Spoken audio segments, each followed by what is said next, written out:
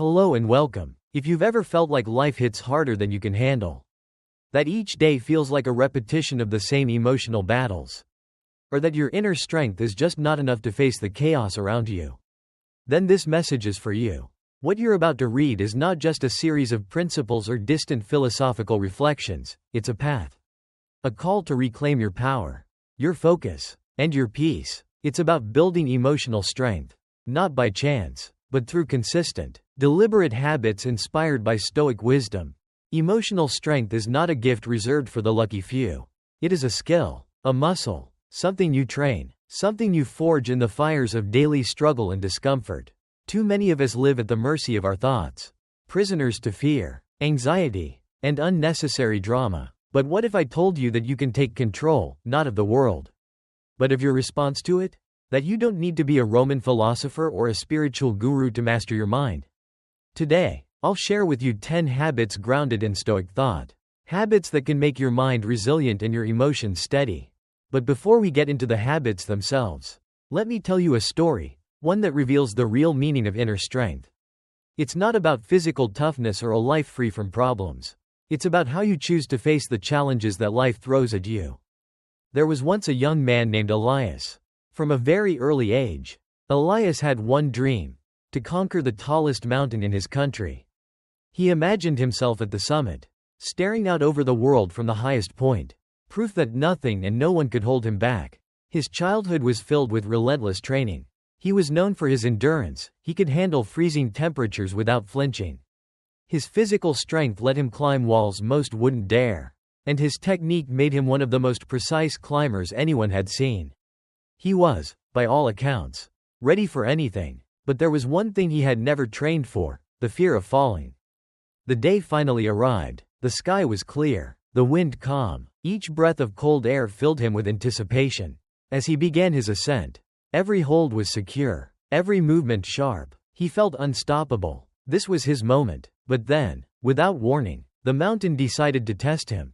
Clouds gathered, winds turned violent, and snow began to fall. Within minutes, the storm had swallowed him whole.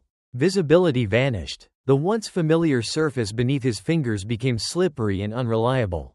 Every step became uncertain. Soon, Elias found himself stuck on a narrow ledge. On one side, a deadly drop. On the other, a wall of ice too steep to scale. He couldn't go forward. He couldn't go back. And the storm was only getting worse. Panic surged through him. His breath quickened. The legs that once felt like steel now trembled. His focused mind, so sharp and disciplined just moments before, now echoed with defeat. I can't do this. This is too much. I'm going to fall. This is the end. Then, through the snow, a figure appeared, an old man, seemingly untouched by the storm. Elias blinked. Was he hallucinating? But the man walked steadily toward him, calm as if strolling in a park. He reached Elias and spoke, his voice clear and grounded. It's not the mountain that's defeating you. It's you. Elias barely managed a whisper.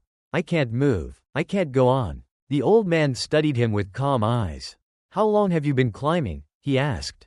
Since I was a child, Elias replied, his voice trembling. Then tell me, the man said, how many times have you fallen and gotten back up?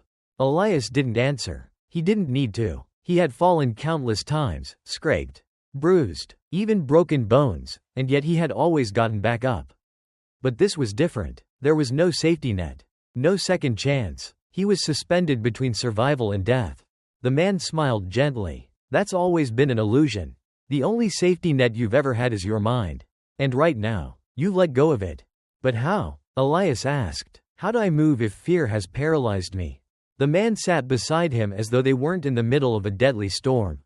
Start with one movement, just one. Don't think about the summit, or the next step, or the future. Just move one hand, driven by desperation and guided by something deeper than logic.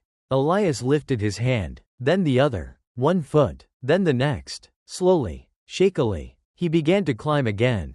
Hours later, exhausted and trembling, he reached the summit. But what he felt wasn't pride or triumph. It was something deeper. He realized that the mountain hadn't been the true enemy. It was the storm inside his own mind. The fears, the voices of doubt, the paralyzing stories we tell ourselves when we are afraid. That day, Elias didn't just conquer a mountain. He conquered himself. The truth struck him. All his physical preparation, all his strength and skill, would have meant nothing if his mind had collapsed under pressure. From that moment on, he knew what true strength was.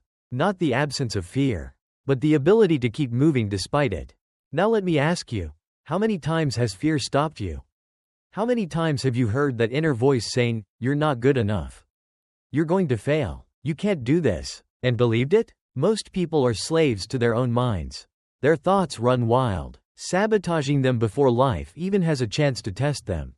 But the Stoics discovered something vital centuries ago. If you don't control your thoughts, they will control you. Your mind is like a wild horse.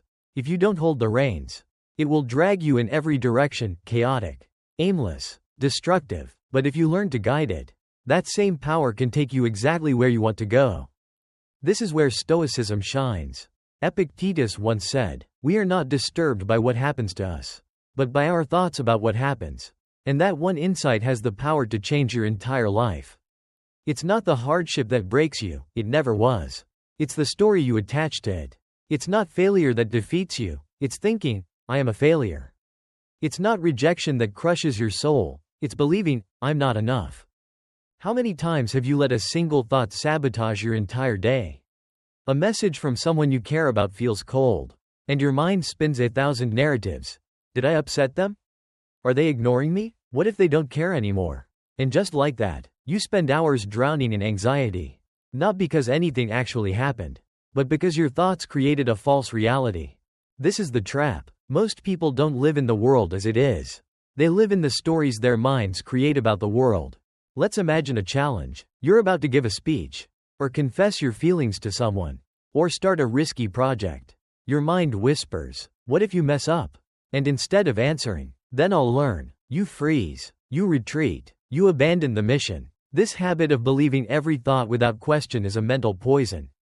It holds you back from opportunity, growth, and joy. And here's the thing, not every thought you think is true. In fact, most aren't. They're just echoes of fear, doubt, and old conditioning. The Stoics knew this. That's why they treated thoughts like opinions, not facts. So what happens if you change the narrative? If instead of, "This is too hard," you say, "This is a challenge, and I'll grow through it."